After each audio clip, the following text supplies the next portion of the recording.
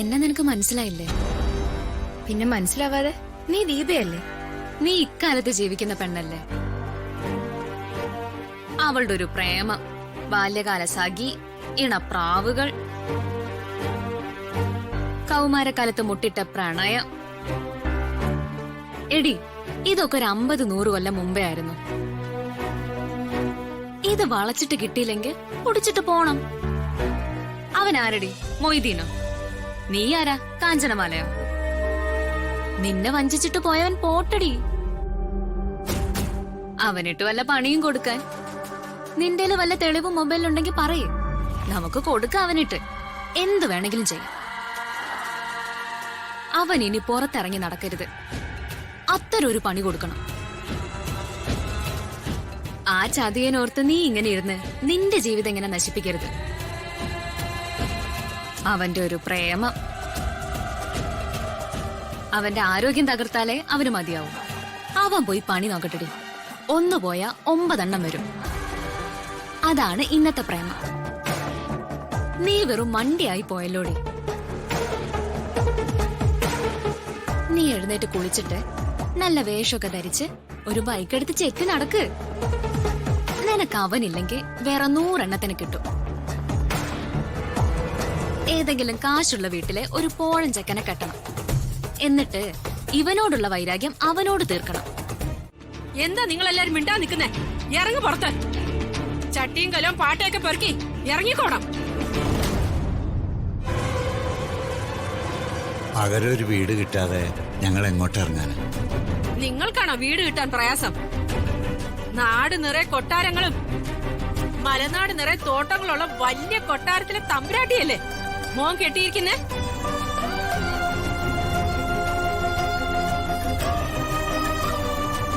അതൊക്കെ ശരി തന്നെയാ. പക്ഷെ കൊട്ടാരവും തോട്ടവും പ്രതീക്ഷിച്ചിട്ടല്ല എന്റെ മോൻ ഈ കുട്ടിയെ കെട്ടിയത്. ഈ കഥയൊന്നും എനിക്ക് കേക്കണ്ട. എനിക്ക് എന്റെ വാടക വീട് ഇപ്പൊ ഒഴിഞ്ഞു തരണം. ഒരു വീട് ഞങ്ങൾ കണ്ടെത്തട്ടെ ആന്റി. നാടോടികളെ പോലെ കെട്ടിപ്പറക്കി നടക്കാൻ തുടങ്ങിയിട്ട് നാള് കുറച്ചായല്ലോ. ഒരു കൂര ഇതുവരെ ഉണ്ടാക്കിയെടുക്കാൻ കഴിഞ്ഞില്ലേ?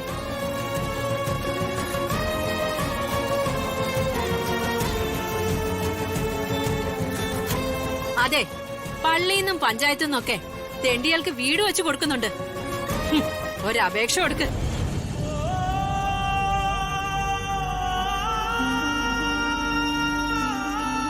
രമ്യടമ്മേ, മര്യാദയോട് പറഞ്ഞല്ലോ.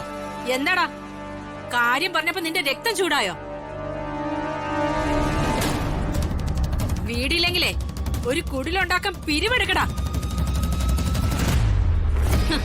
ഞാനും തരാം വല്ല 10 1000. നിങ്ങളൊരു സ്ത്രീ ആയതുകൊണ്ട് ഞാനിതിന് മറുപടി പറയുന്നില്ല. ഇവിടെയുള്ള എന്റെ ഭാര്യയും മക്കളും നിങ്ങളെപ്പോലെ തരം താഴുകയില്ല. ഞങ്ങൾ മാറി തരാം. അതിനെ ഒരല്പസമയം ഞങ്ങൾക്ക് തരണം.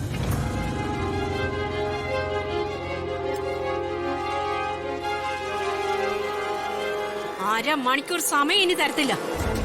മാറി തന്നേ പറ്റൂ.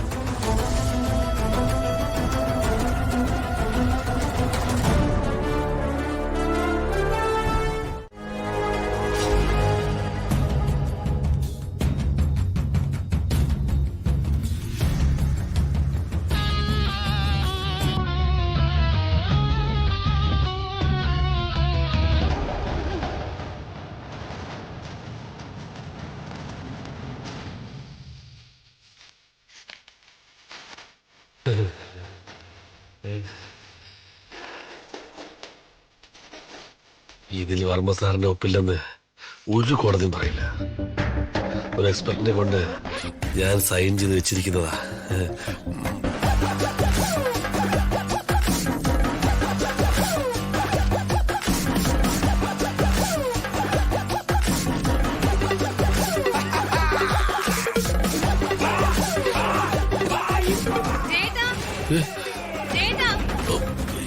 അവള് വരുന്നു.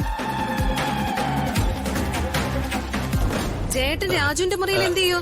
അത് ഞാനേ അളിയന്റെ മുറിയിൽ ഫാൻ ഓണായി കിടക്കുന്നു. ഞാനത് ഓഫ് ചെയ്യാൻ കയറിയതാ.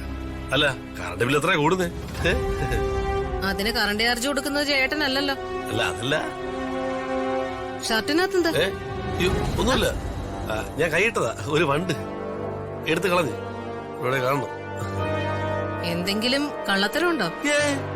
നീ എന്തൊക്കെയാ പറയുന്നത്? എന്നാ വാ, ആ രുക്മിണി ആന്റി അവിടെ കിടന്ന് ബഹളം ഉണ്ടാക്കുക. എങ്ങനെയെങ്കിലും ഒന്ന് ഒതുക്കാൻ നോക്കോ. വാ. എന്താ ഞാൻ ചോദിച്ചതിന് മറുപടി പറയാതെ നിങ്ങൾ എല്ലാരും ഇങ്ങനെ മരക്കുറ്റികളെ പോലെ നിൽക്കുന്നത്? വ്യക്തിവൈരാഗ്യം ഉണ്ടെന്ന് കരുതി ഇങ്ങനെയൊന്നും പെരുമാറരുത് രമേടമേ. എനിക്ക് വ്യക്തിവൈരാഗ്യം തന്നെയാടാ. എന്താ സംശയം? നീയൊക്കെ ഒന്ന് ഓർത്തു നോക്ക്. എന്നോട് ചെയ്തത് സഹിക്കാൻ പറ്റുന്ന കാര്യങ്ങളാണോ? രുക്മിണി, നിങ്ങൾ വാടക ചീട്ട് എഴുതി ഞങ്ങൾക്ക് തന്ന വീട്ടിലാണ് ഞങ്ങൾ താമസിക്കുന്നത്. അത് വാടകക്കാരനും വീട്ടുടമസ്ഥനും തമ്മിലുള്ള ഒരു ബന്ധത്തിലാ, ഒരു എഗ്രിമെന്റിലാ. അതും വ്യക്തികൾ തമ്മിൽ നടക്കുന്ന പ്രശ്നങ്ങൾ തമ്മിൽ കൂട്ടിക്കുഴയ്ക്കരുത്.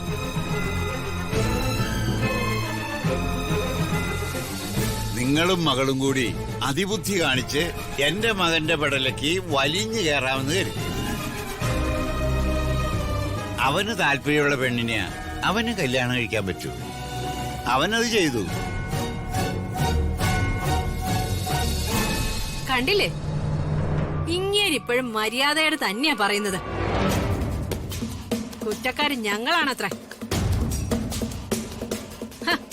ഇയാളും മകനും ഒക്കെ ഹരിചന്ദ്രന്മാർ.